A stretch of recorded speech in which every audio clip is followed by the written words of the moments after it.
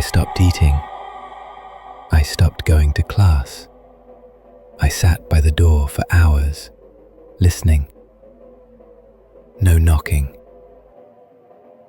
No humming. Nothing. Maybe it was over. Maybe it moved on to someone else.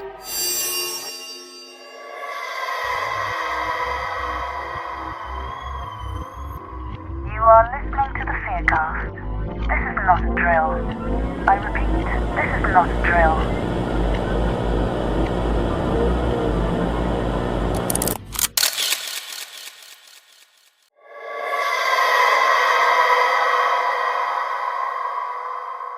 I always knew something was wrong with the building. Not the creaking pipes or the flickering lights that's student housing for you. It was the way the 5th floor was sealed off, padlocked, boarded, and forgotten.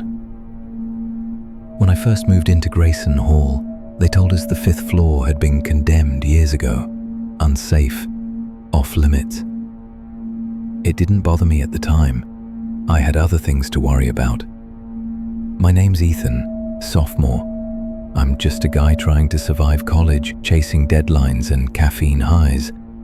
The real horror in my life was supposed to be my crushing student loans. Not this. It started after the fire alarm went off in the middle of the night.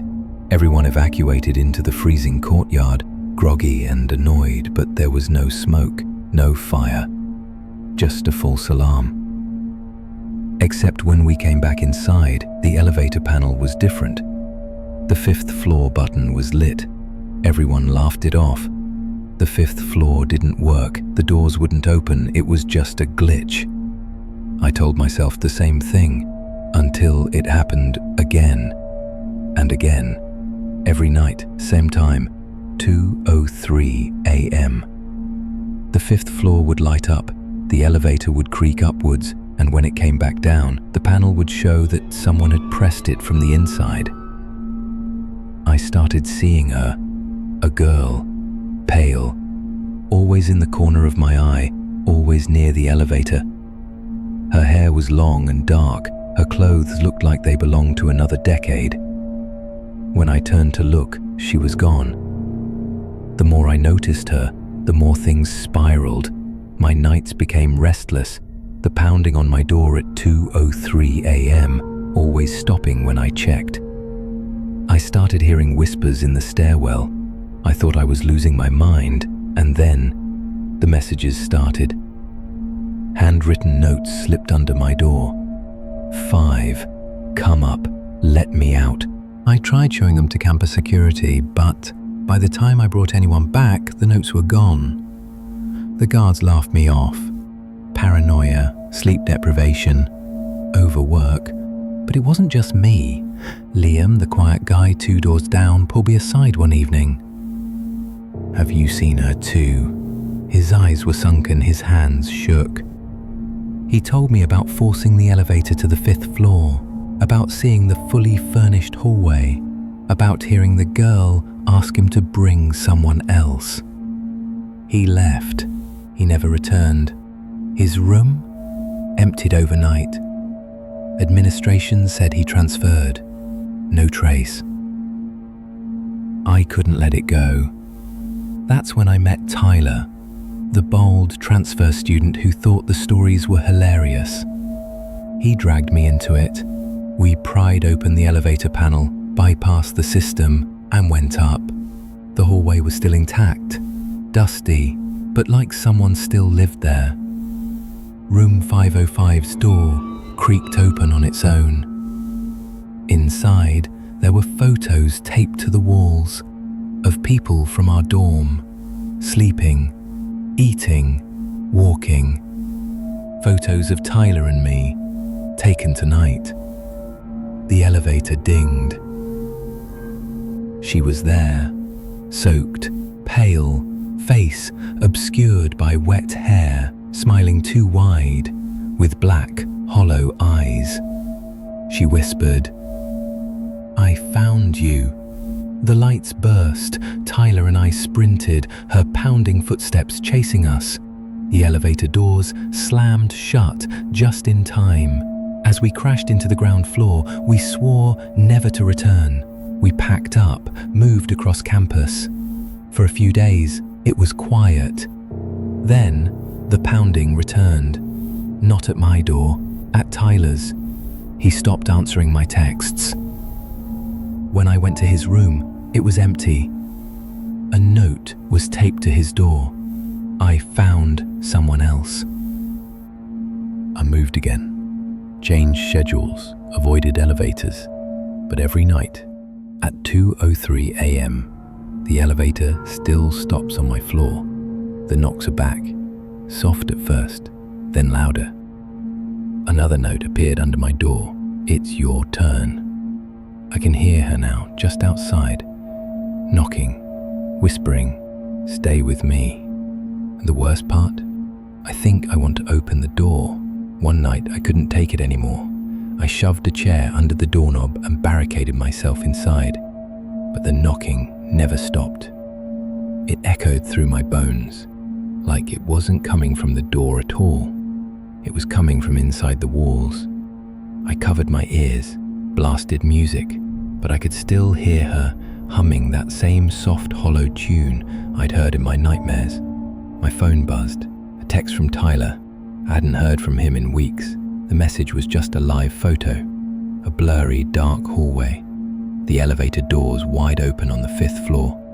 In the corner of the frame, his reflection in the metal, his mouth forced into a smile, his terrified eyes locked on mine, the timestamp 2:03 a.m. I stared at the image, my heart racing, and then another message appeared. She's behind you. My breath caught. I could feel cold air on the back of my neck. I spun round. Nothing. The knocking stopped. The room fell completely silent, except for the faint buzz of my phone as another text came in. This time, it was from an unknown number. Don't leave me alone again. My stomach twisted as I realized I never told her no. I never told her to stop. I just kept running. The knocks started again. Louder now, insistent, angry. The lights flickered. The shadows in the corners stretched, creeping toward me. My phone slipped from my hand, clattering to the floor as I backed against the wall. I whispered, "Please, just leave me alone." The humming stopped. For the first time in weeks, there was complete silence. Then a new note slid under the door, slowly, like someone on the other side was savoring the moment. I picked it up with trembling hands. Too late. You already let me in. I didn't leave my room for days. I thought if I ignored it long enough, it would stop. I stopped eating. I stopped going to class. I sat by the door for hours, listening. No knocking, no humming, nothing. Maybe it was over. Maybe it moved on to someone else. But then, I started seeing the notes in other places. In the stairwell, in the library, in the cafeteria. Just small torn slips of paper, but always in the same handwriting. I'm waiting. I even found one tucked inside my wallet. Come up. I couldn't sleep. I'd hear her footsteps pacing outside my door, dragging slowly, deliberately, stopping only when I held my breath. When I worked up the nerve to check, the hallway would be empty, but the elevator would always be waiting. Doors open, the 5th floor button glowing. I knew I shouldn't step in. I knew this wasn't a normal haunting. It was something else. Something that wanted me to come willingly. But the worst was when I started seeing Tyler, not in person, in reflections, in the glass doors, in the vending machines, in the elevator's steel walls, his face pale, gaunt, eyes sunken, mouth stretched in that same forced smile from the photo. I even heard him whispering in the stairwell once, "It's not so bad, just come up." And then the elevator would arrive, doors parting to an empty box. Only I knew it wasn't empty. It wasn't a ghost chasing me anymore, it was waiting. One night, desperate for answers, I left my room and returned to the lobby. It was 1:55 a.m. I sat facing the elevator, waiting. I thought maybe if I faced it, it would stop. Maybe if I didn't run this time, I could break whatever was happening. When the clock hit 2:03 a.m., the elevator dinged. The doors creaked open. I expected her to be there, but it was Tyler. He looked just like in the reflections, pale, almost see-through, but his eyes pleaded with me. He lifted his hand and mouthed the words, "Please." Behind him, the dark hallway of the 5th floor stretched endlessly. I wanted to run. I wanted to scream, but my legs moved on their own. I stepped into the elevator. The doors closed. The ride up was silent. I felt the hum of the elevator, but the floor indicators didn't light up.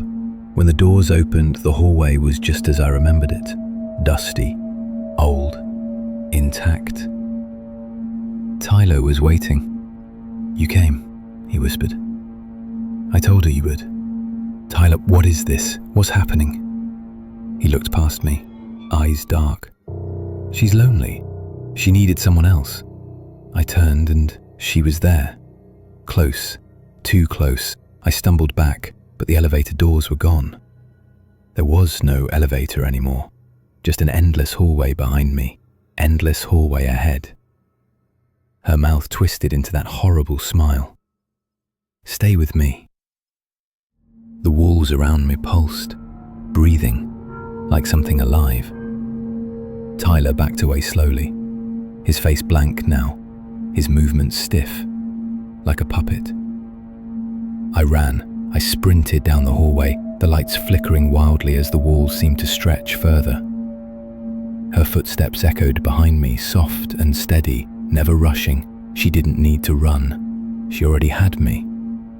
Doors on either side swung open as I passed, glimpses of rooms where shadows moved just out of sight, whispers following me, calling my name. I slammed into a stairwell door, but there were no stairs. Just another hallway leading deeper into the floor that wasn't supposed to exist. My phone buzzed in my pocket. With shaking hands, I checked the screen. A new message. "You're home now." I dropped the phone. The humming started again, closer this time. Around me, inside me. I don't know how long I've been here. The lights never fully go out. The hallways never really end. There are others here too. People I've seen around campus, faces I thought were missing, people I thought had disappeared. Hear them walking the halls at night, calling out for someone new. And sometimes, when the elevator dings, I hear new footsteps arriving. Sometimes I catch glimpses of new faces, people who think they can run. But you can't run. Not forever. Eventually you press the button.